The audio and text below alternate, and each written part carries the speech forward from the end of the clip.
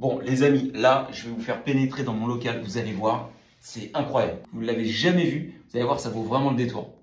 Et voilà, regardez-moi ça. Est-ce que vous savez, les amis, ce que c'est comme voiture? Franchement, moi, quand je l'ai vu arriver, cette voiture, je me suis dit, c'est une voiture qui est faite pour rouler sur la Lune, un rover, c'est pas possible. Et non, en fait, c'est homologué route. C'est une Ariel Atom, la toute dernière produite.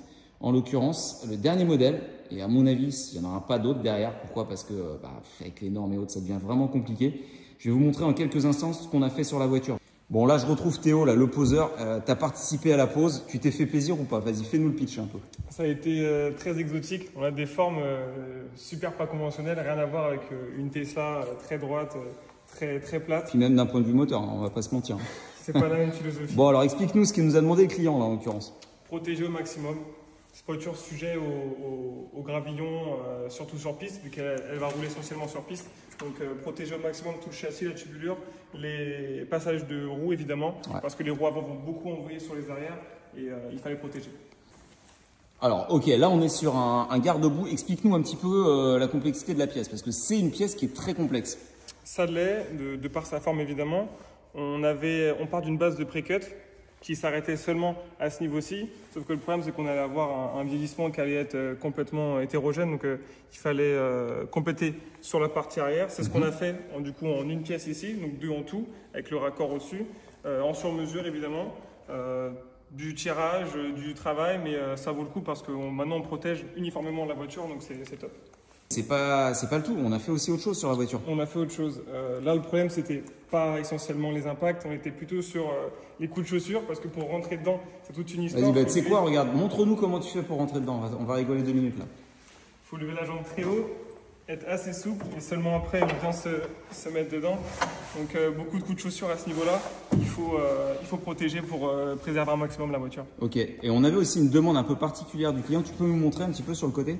Le côté, donc l'intérieur, les chaussures tapent évidemment avec les virages, vu toute la force qu'elle va prendre sur les courbes. Donc, protéger toute la petite bande là, complète au final, qui fait 150 cm de long. Les deux tubes en fait, exactement. Ouais. Pour les coups. Et même à côté de ta chaussure à gauche, là, pareil, on a appliqué aussi un film de protection. Ça, c'était une demande un peu express du client.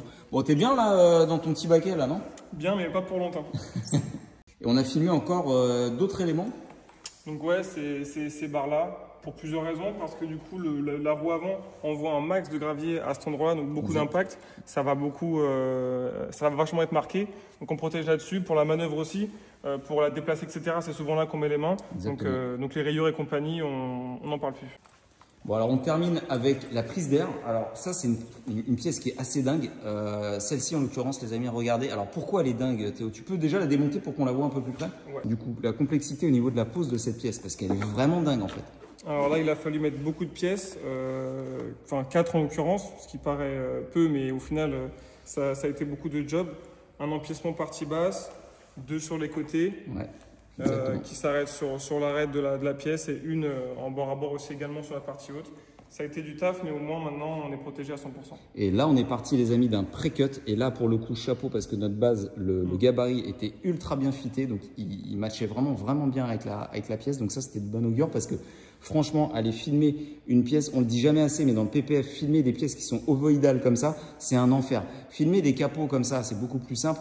Mais filmer des espèces de ballons de rugby comme ça c'est une catastrophe.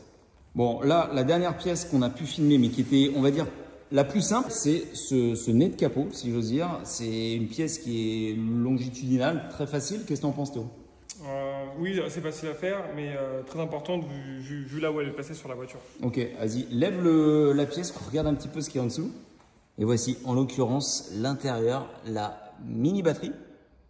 Et derrière, le coffre. Voilà, donc en gros, vous pouvez mettre votre iPhone, un paquet de cigarettes, et je pense qu'on est bon là. Et là, regardez, donc encore une fois de la fibre. Donc on a vraiment le revêtement brut côté revers, c'est assez incroyable. Cette voiture, elle est vraiment hors norme. Donc voici la bébête, les amis. Donc l'Ariel maintenant, elle est prête à repartir pour ses petites escapades et ses sorties-pistes, parce que évidemment, on achète ça, c'est pour faire des sorties-pistes. C'est là où elle s'exprime clairement. Regardez quand même le côté roots de l'habitacle. Non mais c'est incroyable, il n'y a rien. Il n'y a vraiment rien du tout. Et à l'intérieur, tout à l'heure, on regardait avec Théo les barres et autres. C'est simpliste au possible, hein, en l'occurrence. Hein. La colonne de direction, elle est là, mais elle n'est pas garnie d'un quelconque calfeutrage ou quoi que ce soit. On a le mécanisme hydraulique qui est là au niveau des suspensions. Regardez les suspensions, franchement, tout est réglable. La compression, la détente sur les all-ins et tout, c'est assez dingue. Non, c'est vraiment pensé et réfléchi pour la piste. Et puis, dernière chose, les amis, regardez les sièges, les coques. C'est pareil, encore une fois, de la fibre, mais là, il n'y a aucun confort. On est vraiment sur du roots de roots. Le réglage se fait, je pense, avec les vis papillons qu'on voit là sur les rails. C'est du fonctionnel, ni plus ni moins. Je crois que le client m'a dit que son siège, quand même, il avait dû envoyer en fait à la maison mère ses gabarits et autres pour qu'il puisse lui tailler le siège selon son gabarit à lui. Mais voilà, là, c'est quand même... c'est réduit au strict minimum là. Voilà les amis, j'espère en tout cas que ça vous a plu. Petite vidéo de présentation rapide du travail qu'on a fait, mais c'était vraiment pour vous montrer cette voiture qui est hors norme. Je ne sais pas si j'aurai l'occasion dans ma vie de detailer d'en faire une seconde. Je ne pense pas. De toute façon, elle a vocation à disparaître cette voiture avec les nouvelles normes. En tout cas, c'était un plaisir de pouvoir apporter mon aide aux clients, un client qui m'est fidèle, à qui j'avais déjà pu traiter d'autres sportifs. Mais là, vraiment, on a passé un cap. C'est une voiture qui est vraiment hors norme. En tout cas, j'espère qu'elle vous a plu les amis. Et puis, on se retrouve très très vite sur de nouveaux projets. Ciao!